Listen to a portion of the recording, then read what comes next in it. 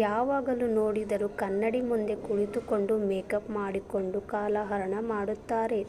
ಹೊರಗಡೆ ಹೋಗುವಾಗ ತಮ್ಮ ದೇಹದ ಅಂಗಾಂಗಗಳು ಕಾಣುವಂತೆ ಡ್ರೆಸ್ ಮಾಡಿಕೊಳ್ತಾರೆ. ಮನೆಯಲ್ಲಿ ಎಲ್ಲರೂ ಇರುವಾಗಲೇ ಅವರ ಸಮ್ಮುಖದಲ್ಲಿ ಬಟ್ಟೆ ಬದಲಾಯಿಸುವುದು, ದೇಹದ ಅಂಗಾಂಗಗಳನ್ನು ಪ್ರದರ್ಶನ ಮಾಡುವುದು ಮಾಡುತ್ತಾರೆ. ಯಾವಾಗಲೂ ಕೈಯಲ್ಲಿ ಮೊಬೈಲ್ ಹಿಡಿದುಕೊಂಡು ಟೈಮ್ ವೇಸ್ಟ್ ಮಾಡ್ತಾ ಇರ್ತಾರೆ. ಮನೆಯಲ್ಲಿ ಯಾವುದೇ ಕೆಲಸವನ್ನು ಮಾಡದೆ ತುಂಬಾನೇ ಟೈಮ್ ವೇಸ್ಟ್ ಮಾಡ್ತಾ ಕಾಲಹರಣ ಮಾಡುತ್ತಾರೆ. ಬೇರೆ ಹೆಂಗಸರ ಸಹವಾಸ ಮಾಡಿ ಮನೆ ಬಿಟ್ಟು ಯಾವಾಗಲೂ ಹೊರಗಡೆ ಸುತ್ತಾಡುತ್ತಿರುತ್ತಾರೆ.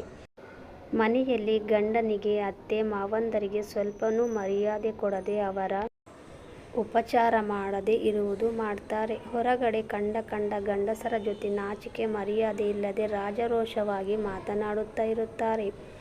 ತಮ್ಮ ಸ್ತನಗಳು ಕಾಣುವ ಹಾಗೆ ಸೀರೆ ಹಾಕಿಕೊಳ್ಳುವುದು, ಗಂಡಸರು ನಮ್ಮನ್ನೇ ನೋಡುತ್ತಿರಬೇಕು ಅನ್ನುವ ದೃಷ್ಟಿಯಿಂದ ತಮ್ಮ ದೇಹವನ್ನು ಪ್ರದರ್ಶನ ಮಾಡುತ್ತಿರುತ್ತಾರೆ.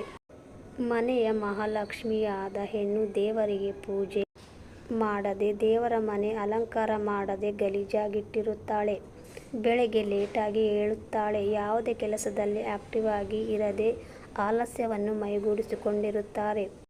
ಇಂತಹ ಮಹಿಳೆಯರು ಸಮಯಕ್ಕೆ ಸರಿಯಾಗಿ ಮನೆಯಲ್ಲಿ ಅಡುಗೆ ಮಾಡದೆ ಟಿವಿಯ ಮುಂದೆ ಕೂಡುವುದು, ಅಕ್ಕಪಕ್ಕದ ಹೆಂಗಸರ ಜೊತೆ ಕುಳಿತುಕೊಳ್ಳುತ್ತಾರೆ.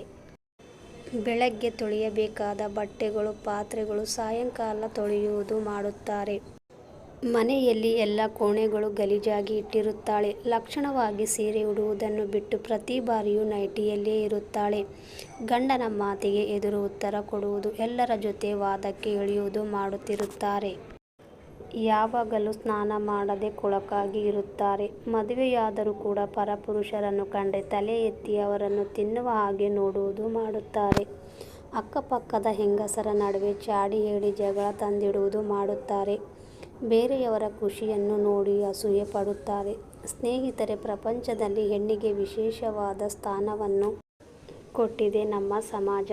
ಅಂತಹ ಹೆಣ್ಣು ಒಂದು ಮನೆಯ ಮಹಾಲಕ್ಷ್ಮಿಯ ಥರ ನಂದಾದೀಪವಾಗಿ ಬೆಳೆಯಬೇಕೇ ವಿನಃ ದರಿದ್ರ ಹೆಣ್ಣು ಅನ್ನುವ ಪಟ್ಟ ಕಟ್ಟಿಕೊಂಡು ಸಮಾಜದಲ್ಲಿ ಬದುಕಬಾರದು. ಹೆಣ್ಣು ಸಂಸಾರದ ಕಣ್ಣು ಅನ್ನುವ ಹಿರಿಯರ ಮಾತಿಗೆ ತಕ್ಕಂತೆ ಹೆಣ್ಣು ನಿಜವಾದ ಮಹಾಲಕ್ಷ್ಮಿಯ ಥರ ಬದುಕಿ ಬಾಳಬೇಕು. ಸ್ನೇಹಿತರೆ, ಈ ಒಂದು ಮಾಹಿತಿ ನಿಮಗೆ ಇಷ್ಟವಾಗಿದ್ದರೆ ವಿಡಿಯೋಗೆ ಖಂಡಿತವಾಗಿಯೂ ಒಂದು ಲೈಕ್ ಮಾಡುವುದನ್ನು ಮರೆಯಬೇಡಿ. ಹಾಗೆ ನಮ್ಮ ಚಾನಲನ್ನು ಸಬ್ಸ್ಕ್ರೈಬ್ ಮಾಡದೆ ನೋಡುತ್ತಿದ್ದರೆ ದಯವಿಟ್ಟು ಚಾನಲನ್ನು ಸಬ್ಸ್ಕ್ರೈಬ್ ಮಾಡಿಕೊಂಡು ನೋಡಿ.